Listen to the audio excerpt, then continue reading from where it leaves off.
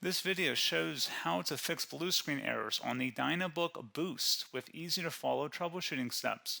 Learn how to resolve Windows crashes and improve system reliability. So while you're performing updates, you're getting an IRQR not less or equal message, K-mode exception not handled, kernel data in page error. A lot of errors pertain to this problem, and we're going to go ahead and jump into what should hopefully be a pretty straightforward process, guys.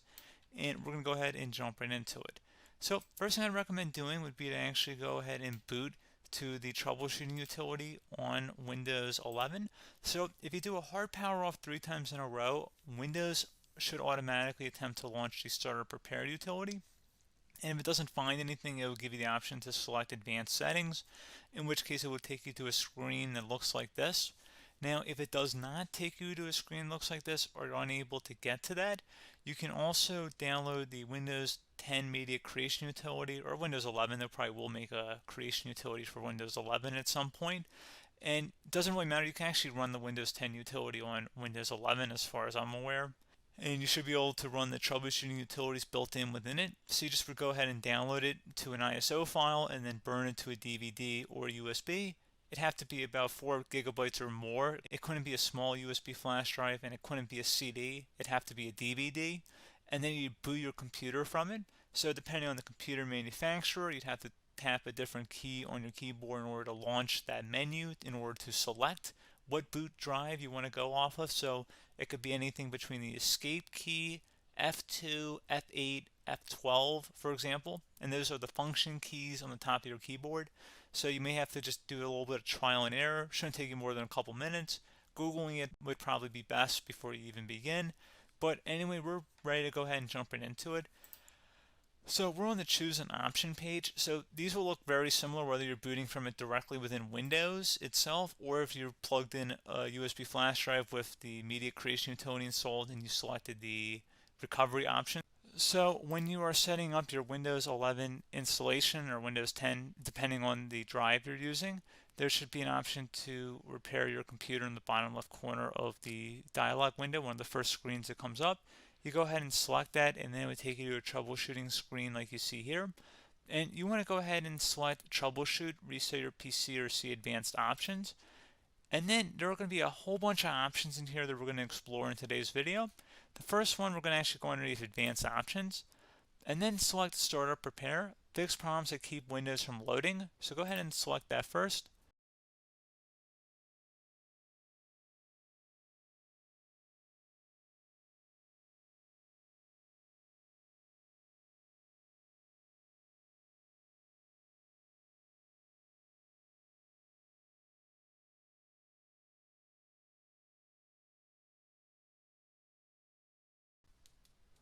Okay, so you can see it could not repair our PC. That was our first option we could try. Something else, if we go back into advanced options here and then select troubleshoot, we're going to go underneath advanced options again. You can go ahead and actually access safe mode by selecting startup settings.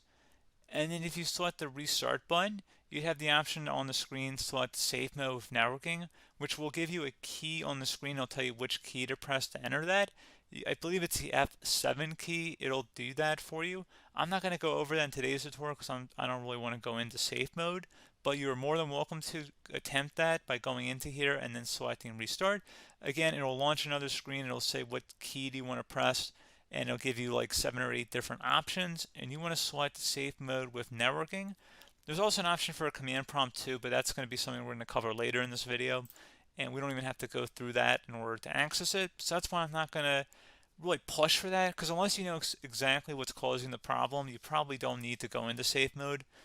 Unless you're trying to recover files, in which case then you definitely can go into safe mode, but we're trying to actually recover our computer here. So I hope that makes sense.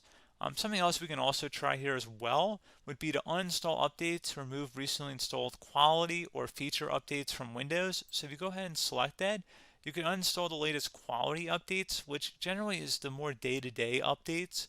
Feature updates are the less regularly released ones, like the big ones. I would equate it to service packs in like Windows 7 and Windows Vista and Windows XP. So larger updates that occur once or twice a year at most.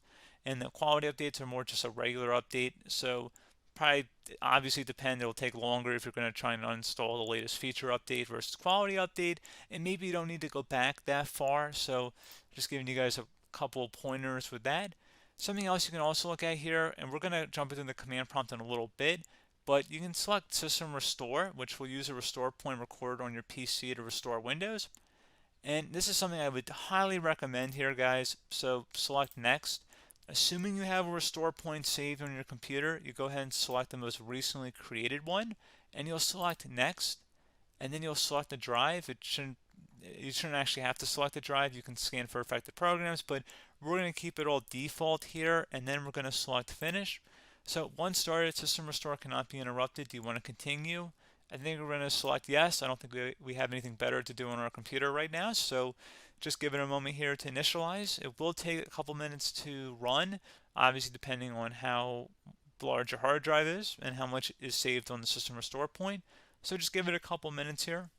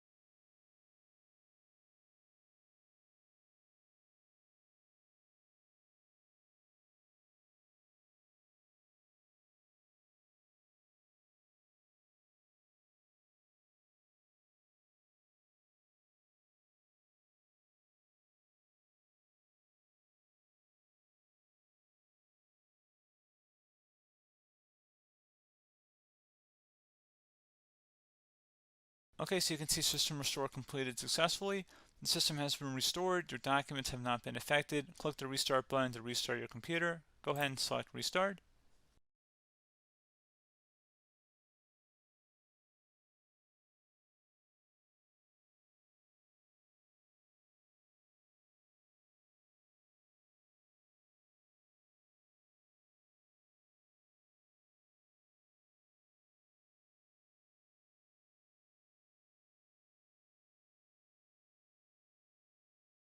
Okay, so you can see the system has been restored successfully.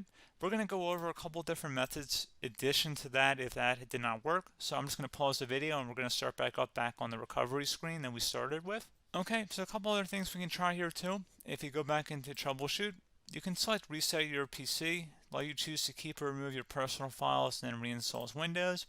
You can select to keep my files, which will remove apps and settings but keeps your personal files. You can also select remove everything, which will remove all of your personal files, apps, and settings. So this is more of a factory reset, the second option here.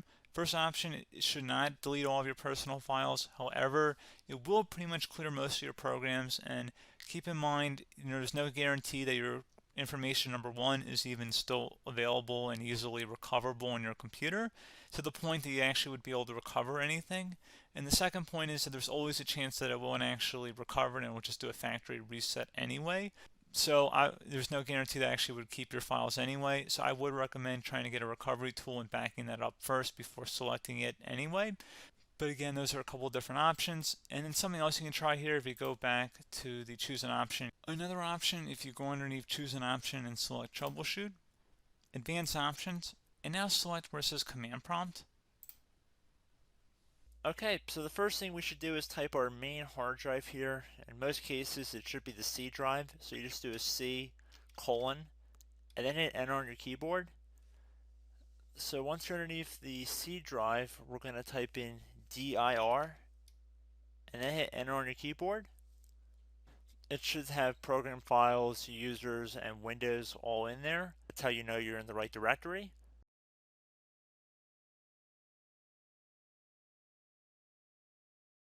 In some cases, it might be the D drive as well, so just keep that in mind.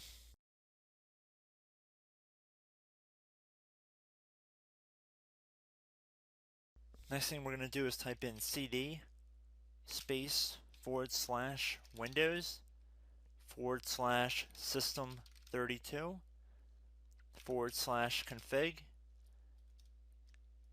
and then you're going to hit enter on your keyboard.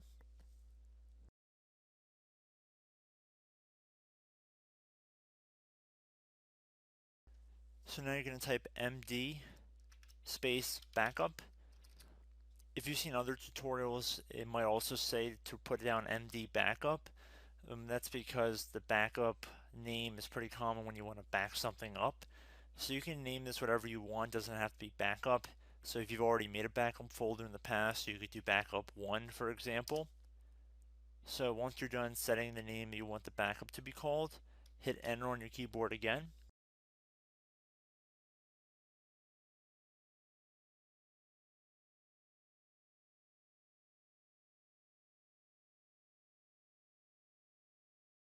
At this point you want to type copy, C-O-P-Y, space, then you want to do the star symbol above the 8 key, then do a period or a dot, whatever you want to call it, then another star sign, and then another space, and then type backup, and then hit enter on your keyboard.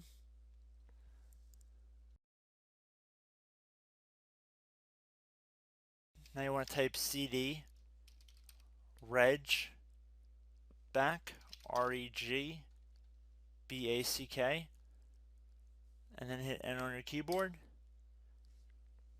So now that we are under the reg back, so now you want to type dir again, and then hit enter.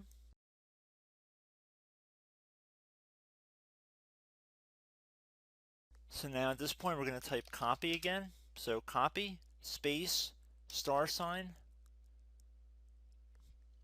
dot, another star sign, space, and then 2 dots.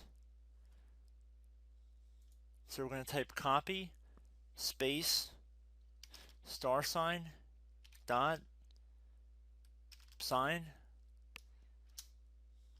star sign, dot, dot, and then hit enter on your keyboard again. So for overwrite, you want to overwrite all. So type A on your keyboard, so capital A, and then hit enter on your keyboard.